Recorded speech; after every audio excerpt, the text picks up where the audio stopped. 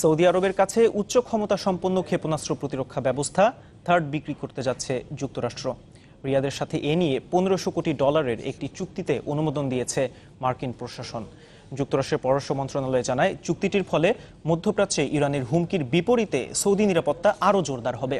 Russia থেকে Saudi আরবের বিমান প্রতিরক্ষা ব্যবস্থা কেনার ঘোষণার একদিন পর থার্ড বিক্রির এই অনুমোদন দিল যুক্তরাষ্ট্র। এর আগে উত্তর কোরিয়ার পরমাণু বোমাবাহী ক্ষেপণাস্ত্র হামলার হুমকির পর দক্ষিণ কোরিয়ায় থার্ড মোতায়েন করে যুক্তরাষ্ট্র। মার্কিন প্রতিষ্ঠান লকহিড মার্টিন ক্ষেপণাস্ত্র প্রতিরক্ষা ব্যবস্থাটির উৎপাদনকারী।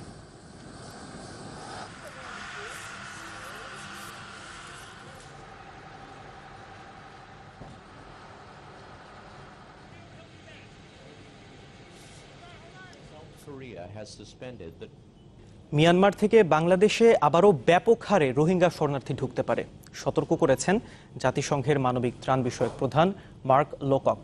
সুইজারল্যান্ডের জেনেভায় এক সংবাদ সম্মেলনে তিনি জানান, রাখাইন রাজ্যের পরিস্থিতি অগ্রহণযোগ্য। সেখানকার অবস্থা পরিদর্শনে সুযোগ দেওয়ার জন্য মিয়ানমার প্রশাসনের কাছে আহ্বান জানিয়েছেন তিনি। আরও জানান, মিয়ানমার থেকে পালিয়ে আসা মানুষের ঢল এখনও থামেনি। গত আগস্টে মিয়ানমার সেনাবাহিনীর অভিযান শুরুর পর 5,15,000 রোহিঙ্গা বাংলাদেশে পালিয়ে এসেছে। এদিকে আন্তর্জাতিক শরণার্থী সংস্থার মুখপাত্র জোয়েল মিলম্যান জানান, প্রতিদিন গড়ে 2000 রোহিঙ্গা বাংলাদেশে ঢুকছে।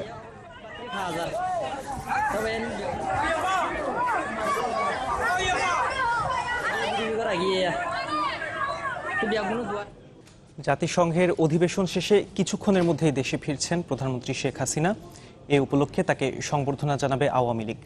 এই মুহূর্তে শাহজালাল আন্তর্জাতিক বিমানবন্দর থেকে যোগ দিচ্ছেন সহকর্মী জুনায়েদ খান এবং খিলক্ষেতে রয়েছেন আমাদের সহকর্মী সাদ বিন শফিক। আমরা শুরুতেই চলে যাচ্ছি জুনায়েদ খানের কাছে, যিনি রয়েছেন বিমানবন্দরে। জুনায়েদ, প্রধানমন্ত্রীকে বহনকারী বিমানটি কখন অবতরণ করতে পারে, আর বিমানবন্দরে কোনো ধরনের সংবাদ সম্মেলন হওয়ার খবর আপনি পেয়েছেন কিনা?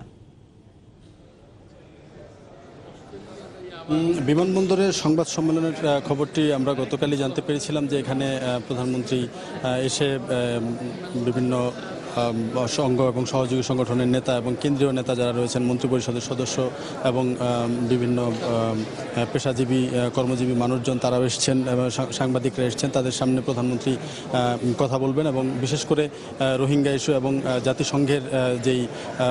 জাতিসংঘে তিনি যেই প্রস্তাবনাগুলো তুলে ধরেছেন সেগুলো নিয়ে তিনি কথা বলবেন এখানে, আমরা জানতে পেরেছি। এবং আরেকটি বিষয় আপনাকে জানিয়ে রাখি যে প্রধানমন্ত্রী কিন্তু 9:20 এই শাহজালাল আন্তর্জাতিক বিমানবন্দরে তার নামার কথা ছিল, কিন্তু তার ফ্লাইটটি একটু বিলম্বিত হয়ে সেটি 9:40 বা 45-এর দিকে এই শাহজালাল আন্তর্জাতিক বিমানবন্দরে এসে পৌঁছবার কথা আমরা শুনতে পাচ্ছি এখন।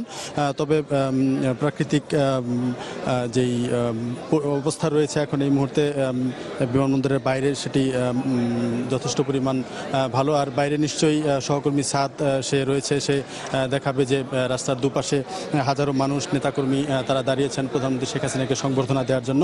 মূলত মানবতার জয়গান গেয়েছেন বলেই, অর্থাৎ রোহিঙ্গাদের দুহাত প্রসারিত করে বাংলাদেশের মাটিতে জায়গা দিয়েছেন, এই জন্যই কিন্তু আওয়ামী লীগ তাকে সংবর্ধনা এবং আওয়ামী লীগ এবং সাধারণ মানুষ তাকে সংবর্ধনা দিচ্ছে।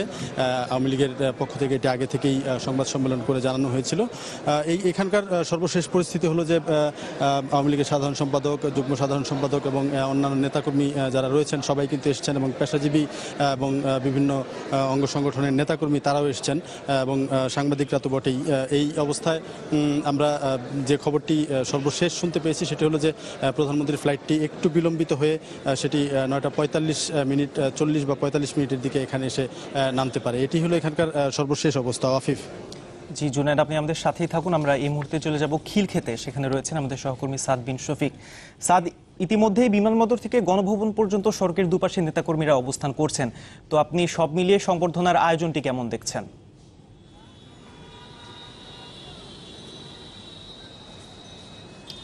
সব মিলিয়ে প্রধানমন্ত্রী এখনও অবতরণের বেশ খানিকটা সময় বাকি আছে, অল্প খানিকটা সময়, এবং এর মধ্যে কিন্তু আপনি যেমনটা বলছিলেন বিমানবন্দর থেকে গণভবন পর্যন্ত রাস্তার দুপাশে কিন্তু মহানগরের বিভিন্ন এলাকার নেতৃবৃন্দরা কিন্তু এরই মধ্যে সমবেত হয়েছে প্রধানমন্ত্রীকে বরণ করার জন্য। আমি যদি আপনাকে খিলক্ষেতের অবস্থাটা এই মুহূর্তে দেখাই, আপনি বুঝতে পারবেন। খিলক্ষেতে কিন্তু প্রধানমন্ত্রী সড়কের যে অংশ ধরে অতিক্রম করবেন সেই অংশের দুপাশে কিন্তু স্থানীয় আওয়ামী লীগ এবং এর সহযোগী সংগঠনের নেতাকর্মীরা বেশ সকাল থেকেই কিন্তু এখানে সমবেত হয়েছে। সারিবদ্ধভাবে দাঁড়িয়ে তারা স্লোগান দিচ্ছেন প্রধানমন্ত্রীকে বরণের জন্য।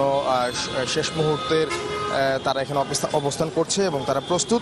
আপনি জানেন এবারের প্রধানমন্ত্রী বিদেশ সফরটি কিন্তু অন্য বিভিন্ন সময় যে সফর করে আসেন তা থেকে বেশ খানিকটা ভিন্ন এবং এর গুরুত্বটা কিন্তু অনেকটা বেশি। আপনি জানেন এবার বাংলাদেশ তার বিভিন্ন ক্ষেত্রে নিজের অবস্থান জাতিসংঘের মতো জায়গায় তুলে ধরার পাশাপাশি রোহিঙ্গা প্রসঙ্গটি কিন্তু এবার গুরুত্ব পেয়েছে এবং প্রধানমন্ত্রী যে 5 দফা প্রস্তাব এই সংকট সমাধানে বিশ্ব নেতৃবৃন্দের কাছে রেখেছে সেটি কিন্তু বিশ্বব্যাপী প্রশংসিত হয়েছে এবং এই সংকট সমাধানের একটি প্রাথমিক রূপরেখা কিন্তু সেটিকে ধরা হচ্ছে, যার উপর ভিত্তি করে আমরা সবাই আশা করে আছে এই সংকটের একটি দীর্ঘমেয়াদী সমাধানের।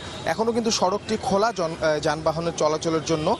প্রধানমন্ত্রী এখন থেকে কিছুক্ষণ পর অর্থাৎ 9টা 20 মিনিটে অবতরণ করার কথা আছে, তারপরেই কিন্তু এখান দিয়েও উনি অতিক্রম করবেন। নেতাকর্মীরা কিন্তু খুবই উৎসাহ এবং উদ্দীপনার সাথে অনেক আগে থেকে কিন্তু তারা এখানে অবস্থান নিয়েছেন, স্লোগান দিচ্ছেন। তারা বলছেন এটি আসলে বাংলাদেশের জন্য যেমন একটি অর্জন এবং এটিকে তারা সর্বোচ্চভাবে এটি যেন উদযাপন করতে পারে এবং তারা তাদের প্রধানমন্ত্রীকে বরণ করার জন্য তাদের সব ধরনের প্রস্তুতি কিন্তু তারা নিয়ে রেখেছেন এবং এই মুহূর্তে তারা খুবই উৎসাহ উদ্দীপনার সাথে অপেক্ষা করছেন প্রধানমন্ত্রী এই সড়কের এই অংশটি দিয়ে অতিক্রমের সময়টির জন্য।